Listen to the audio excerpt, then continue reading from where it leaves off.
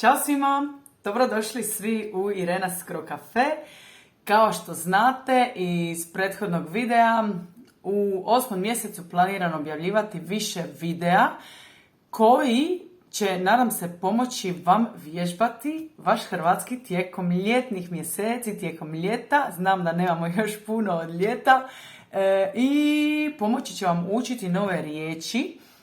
Dakle, svaki video govorit ću o nekoj drugoj temi.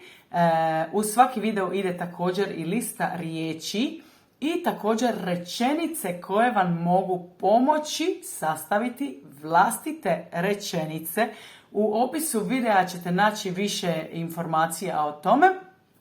Pa u ovom videu govorit ću o Splitu i o Dublinu, gradu u kojem sada živim.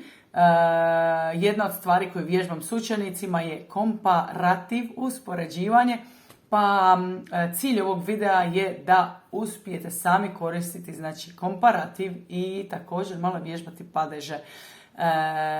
Dakle, Split je poznat po palači i po plažama. Split je poznat po svojoj ljepoti. Ja sam iz Splita, ali sada živim u Dublinu. Split je manji grad od Dublina. Dublin je veći od Splita. Dublin je multikulturalniji. Pokušajte reći ovo. Dublin je multikulturalniji od Splita. Dublin, mislim, ima više parkova od Splita. Split je vrući, temperature u Splitu su više od temperatura u Dublinu. U Dublinu češće pada kiša nego u Splitu.